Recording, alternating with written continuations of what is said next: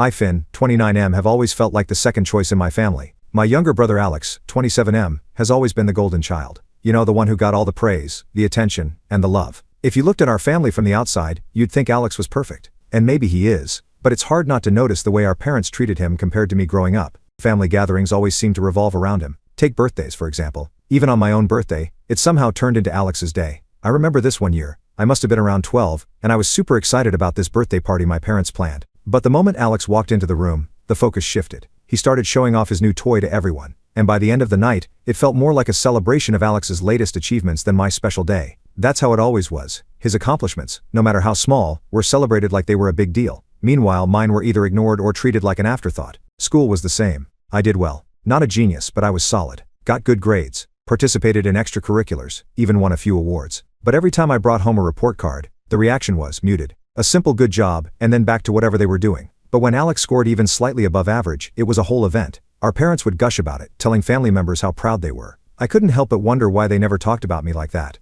Over time I started to resent him. It wasn't even his fault most of the time, but I couldn't help it. When you grow up constantly being overlooked, it builds up inside you. There were moments when I'd be punished for something minor, something Alex would get a free pass on. I still remember getting grounded for staying out too late with friends once, but when Alex did the same thing a few weeks later, nothing, not even a scolding. The bond between Alex and my parents, especially my mom, was something else. I noticed it early on. They just clicked in a way I never did. My conversations with them were always formal, polite, like we were strangers who had to get along. But with Alex it was different. There were hugs, laughs, and a kind of emotional closeness I could never seem to break into. It was like they had this unspoken connection that I wasn't part of. Things got worse recently when I landed a promotion at work. It was a big deal for me, a real step up in my career. I told my parents, expecting at least some acknowledgement, but they barely reacted. My mom just nodded, saying, "That's nice," and then immediately started talking about how Alex was getting into this new relationship. I was standing there, trying to share a moment of pride, and all they cared about was Alex's new hobby or relationship. That's when I remembered something from years ago, a small comment that suddenly made a lot more sense. I must have been about 10 or 11, and we were at a family reunion. One of our distant relatives, someone I barely knew,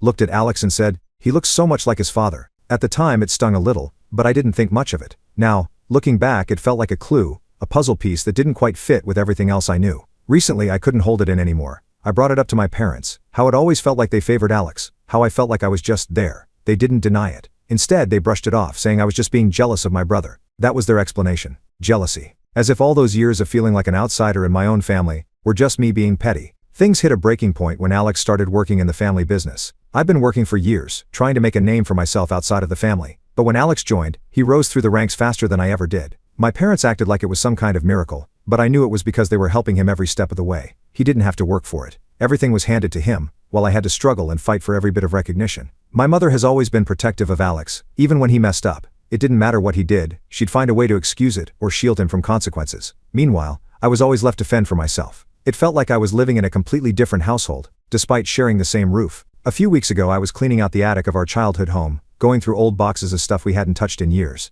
That's when I found it, a birth certificate with my name on it, but with unfamiliar names listed under mother and father. It didn't make sense. I stared at it for what felt like hours, trying to process what I was seeing. My name was right there, but the people listed weren't my parents. I tried to tell myself it was some kind of mistake, that maybe it was an old document from a relative, or there was a mix-up, but deep down, I couldn't shake the feeling that something was wrong. I took it downstairs and casually brought it up to my parents, hoping they'd have some kind of explanation that made sense. Instead, their faces went pale. They looked at each other, then back at me, and brushed it off with a quick, "We'll talk about it later." I didn't press them then, but the pit in my stomach grew. Something was off, and I couldn't ignore it anymore. For the first time in my life, I started questioning everything I thought I knew about my family. Update 1. After finding that birth certificate, I couldn't shake the feeling that something was seriously wrong. I started looking at everything differently, family photos, memories, even small conversations from the past. I spent days going over old photo albums, trying to piece together anything that would explain why my name was on that certificate with the wrong parents listed. I noticed that in all the albums, the first photos of me were around the age of 3.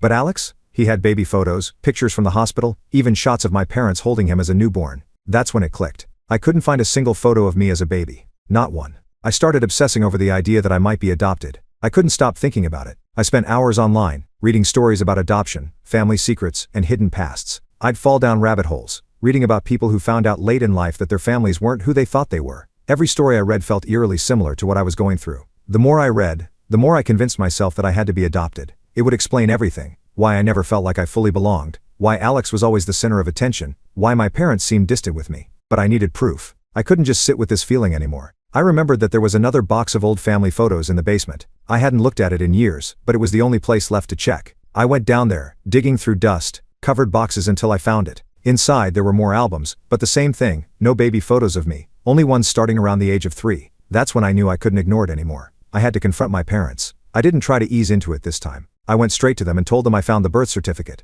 told them about the photos, and asked them point blank if I was adopted. I could see the panic in their eyes immediately. My mom's face went pale, and my dad just stared at the ground. My mom broke down first, admitting the truth. I was adopted. They had taken me in when I was 2 years old after my biological parents, distant relatives, died in an accident. She kept saying how they had planned to tell me someday, but the right moment never came. I stood there, feeling like the ground had just shifted under me. It wasn't just that I was adopted, but everything I thought about my life was wrong. The reason Alex had always been treated differently was because he was their biological child, while I was taken in out of some kind of obligation to the family. My entire childhood, every moment of feeling like I was the outsider, made sense now. I wasn't just imagining it. I was different. My mom kept talking, trying to explain that she struggled to connect with me the same way she did with Alex. She admitted that she was always scared that my biological parents would overshadow our relationship, even though they were gone. Hearing that was like a punch to the gut. She'd never been able to fully love me because of her own fears, and I'd been paying the price for it my whole life. I turned to my dad, expecting something, maybe an apology, maybe a sign that he regretted how they had treated me. But instead he just shrugged and said it wasn't an easy decision, and that they never thought I'd find out. That was it. No real remorse, no attempt to make it right. He acted like it was no big deal that I had lived my entire life feeling like I didn't belong. I left that conversation furious. Years of resentment and hurt boiled over. I couldn't believe that they had kept this from me for so long. It felt like my whole life had been a lie. I called Alex later that night, thinking maybe he knew something. But when I told him, he was completely blindsided. He had no idea I was adopted. He'd always just assumed our parents favored him because he was the youngest or something. He apologized for how things had been growing up, saying he didn't realize how much it hurt me. But it didn't make me feel any better. After that, things got even more strained between me and my parents. I started avoiding family events and dodging their calls. I couldn't stand to be around them knowing what I knew now. It wasn't just the fact that I was adopted, it was the years of neglect, the favoritism, the emotional distance.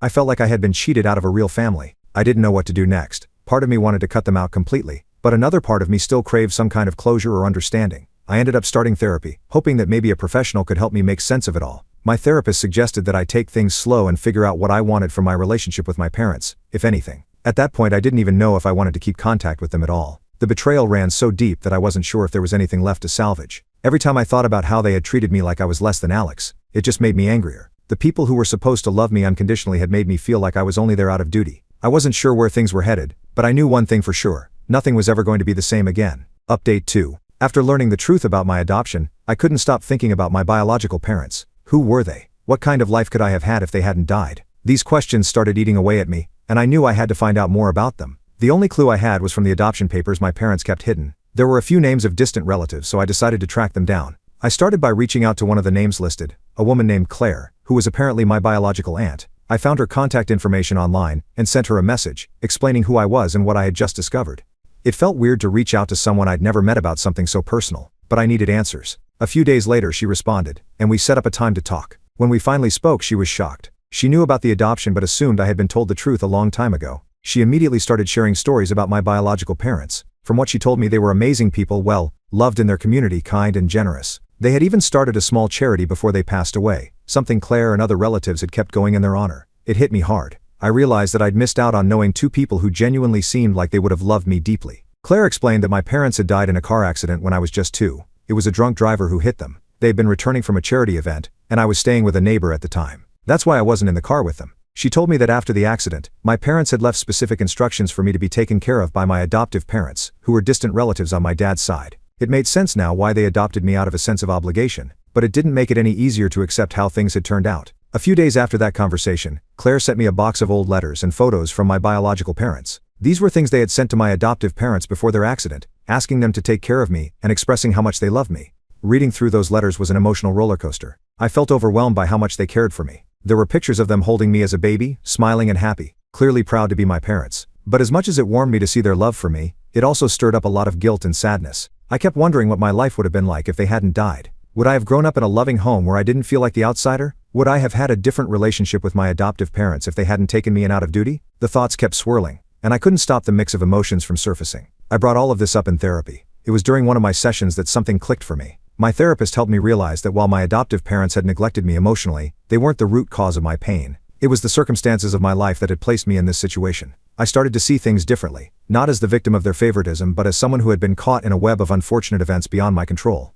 That realization didn't make me forgive my adoptive parents immediately though. I was still angry about how they treated me compared to Alex, how they kept this huge secret from me for so long, but I was starting to question whether holding on to that anger was going to help me heal. Was there any room for forgiveness? Could I move on from the years of feeling like I was second best? Surprisingly, Alex was the one who stepped up during this time. After I told him everything, he started reaching out more, offering support. He acknowledged how unfairly I'd been treated growing up, saying that he didn't fully understand it back then, but could see it clearly now. For the first time it felt like we were on the same page. He wasn't the golden child anymore, and I wasn't the overlooked brother. We were just two people trying to make sense of our messed up family dynamic. Meanwhile, things with my adoptive parents were getting worse. After I confronted them about the letters and everything I'd learned, my mother broke down, apologizing again for keeping it all a secret. But my father? He didn't flinch. He remained as stoic as ever, acting like this was all in the past and shouldn't matter anymore. The emotional distance between us felt insurmountable. Every conversation with them left me feeling more isolated, and I knew I couldn't keep this up. Word of my adoption spread through our extended family, and the reactions were mixed. Some relatives defended my adoptive parents, saying they did the best they could under difficult circumstances.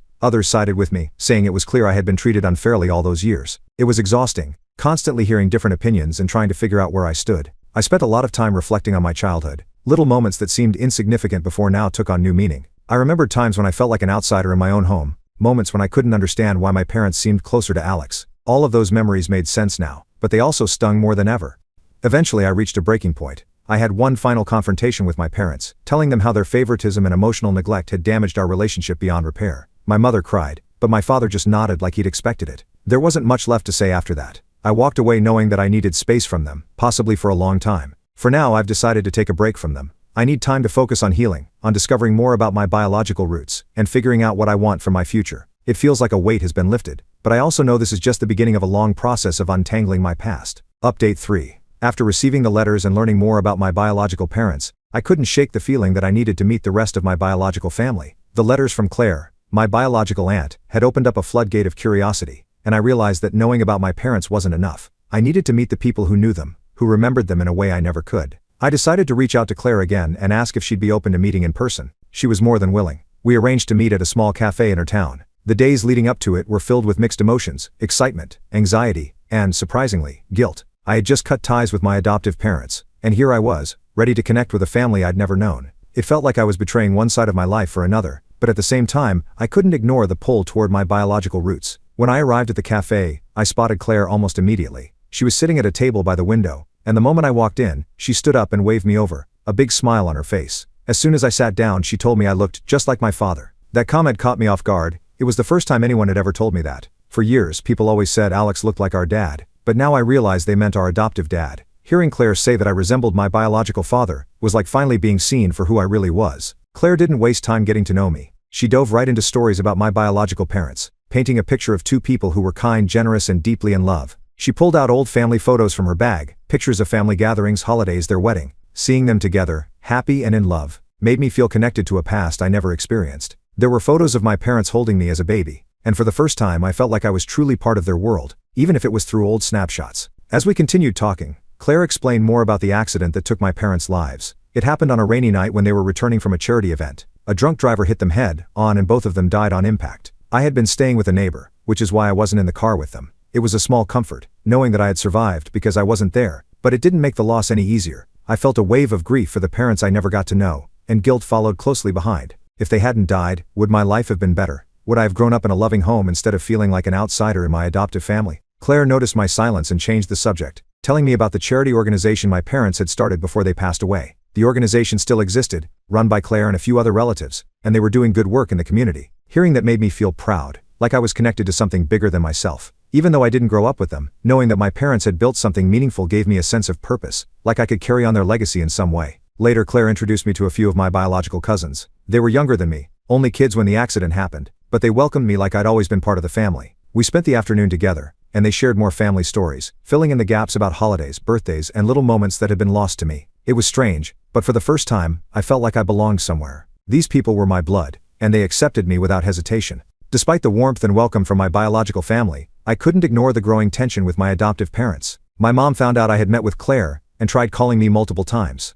I ignored the calls, not ready to deal with the fallout. I didn't know how to explain that meeting my biological family wasn't about rejecting her and my dad, but about finding a missing part of myself. It was too complicated, too messy, and I wasn't ready for that confrontation. Alex, on the other hand, continued to be supportive. He told me he was proud of me for seeking out my roots and that he understood why I felt conflicted about our parents. It was weird growing up, we had been so distant, but now, in the middle of all this chaos, Alex was becoming one of my biggest supporters. He didn't try to convince me to forgive our parents or cut ties with them, he just listened and gave me the space to figure things out. Still, as much as I was embraced by my biological family, I couldn't shake the feeling that I was a stranger in their world. I had missed so many family milestones, so many years of connection, that it felt like I was walking into someone else's life. They were my blood, but the emotional connection would take time to build, and I wasn't sure how long that would take. Through all of this, I started to see my life in two distinct parts. On one side was the family I grew up with, the people who raised me, even if they did it imperfectly. On the other side was the family I never knew, who represented a piece of my identity that I was only just discovering. My therapist encouraged me to think about whether reconciliation with my adoptive parents was something I wanted. She suggested that understanding their perspective might help me heal, but I wasn't sure I was ready for that yet. My cousins, hearing about the strained relationship with my adoptive parents, gave me their own advice. They told me they understood my pain but reminded me that family, even when flawed, was still important. That gave me something to think about. Maybe cutting off my adoptive parents wasn't the answer. Maybe there was a way to find a balance between the two families. For now I've decided to take things slow. I want to spend more time getting to know my biological family, but I also know I need to address the emotional wounds caused by my adoptive parents. There's no easy fix, but I'm starting to see a path forward. Update 4. A few weeks after reconnecting with my biological family, I received an unexpected letter from my adoptive mother. I hadn't spoken to my parents since our last confrontation, so seeing her name on an envelope caught me off guard. The letter was brief, apologizing for how things had unfolded between us and asking if I could meet her privately. She mentioned that there was more I needed to know about my adoption, things she hadn't told me during our previous conversations. At first I didn't know what to do with the letter. Part of me didn't want to deal with it. I had already put distance between us, and I wasn't sure I wanted to reopen old wounds, but something in her words piqued my curiosity. What more could there be to say? I was hesitant, but the thought of getting more answers was too tempting to ignore. So despite everything, I agreed to meet her. We arranged to meet at a small park, away from anyone who might overhear us. When I saw her, I barely recognized her. She looked frail, nervous even, a side of her I'd never really seen before. The tension between us was thick, and for a few minutes we just sat in silence, neither of us knowing how to start. Then, after what felt like forever, she finally spoke. What she told me completely blindsided me. It turned out that my adoption hadn't been purely out of obligation, like I had thought. My adoptive parents had struggled with infertility for years before Alex was born. According to my mother, they had initially planned to adopt me as a way to start their family. She described how much they had wanted a child, how devastated they were by their infertility struggles, and how my arrival was supposed to be the answer to their prayers. But everything changed when Alex was born. My mother explained that once she had her own biological child, things shifted without her even realizing it. The joy of having a child that was biologically hers created a distance between us, not because she didn't care about me, but because she couldn't help but feel a stronger bond with Alex. It wasn't something she had planned, but it happened. Over time that distance grew, and without knowing it, I was pushed into the shadows while Alex became the focus of their attention. It wasn't just her, either. She revealed that my adoptive father had played a significant role in keeping my adoption a secret. He thought that telling me the truth would complicate things, especially since Alex was the biological heir. My father believed that keeping things simple, focusing on Alex and maintaining the facade, would make everything easier. In his mind I didn't need to know about my adoption, and the secret would stay buried forever. As my mother talked, she admitted that societal pressure also played a part in shaping the way they treated me. She was scared that if anyone found out about my adoption, they'd judge them for treating me differently from Alex. So they crafted this dynamic where Alex was always the golden child, and I was the one left to fend for myself, trying to understand why I never measured up. I didn't know how to respond. It felt surreal, hearing all of this after so many years of wondering why I had always felt like I didn't belong. My mother broke down in tears as she apologized, saying she regretted how she had handled everything. She told me she had loved me in her own way, but admitted that she failed as a mother by letting her own fears and emotional baggage get in the way. She begged me to understand that her behavior wasn't intentional, but a result of everything she was going through at the time. I sat there listening to her pour her heart out, feeling torn. On one hand, there was a sense of relief in finally knowing why things had played out the way they did. The favoritism, the emotional distance, it all made sense now. But on the other hand, I couldn't help but feel angry. Why hadn't she told me this sooner? Why had I spent years feeling like I wasn't enough, like I didn't deserve the same love and attention Alex got? My mother asked if I'd be willing to rebuild our relationship. She said she regretted the emotional distance and wanted to make amends before it was too late. She even suggested family therapy, hoping that it might help us heal. I wasn't sure what to say. I wanted to forgive her, but I wasn't ready to dive back into a relationship with my adoptive parents just yet. I talked to Alex about what our mother had revealed. He was just as shocked as I was, especially when he found out that our parents had almost adopted me out of necessity rather than out of pure love. He supported the idea of family therapy, saying it might be the only way we could move forward as a family. For once it felt like we were on the same page, both of us trying to figure out how to process everything we had learned. During my next therapy session, I brought up the conversation with my mother. my therapist advised me to take time to process the new information before making any major decisions about my relationship with my adoptive parents. She reminded me that healing doesn't happen overnight, and that it was okay to take things one step at a time. For the first time in a long while, I felt a small glimmer of hope. Knowing the full story made it a little easier to consider forgiving my parents, but I wasn't ready to commit to reconciliation just yet. I told my mother that family therapy might be a possibility in the future, but I needed space to heal first. For now, I've decided to keep my distance from my adoptive parents, even though I'm open to continuing the conversation. Juggling my biological family and my adoptive family is complicated, and I know that moving forward will require balancing both parts of my identity. It's not going to be easy, but at least now I have some clarity about why things turned out the way they did.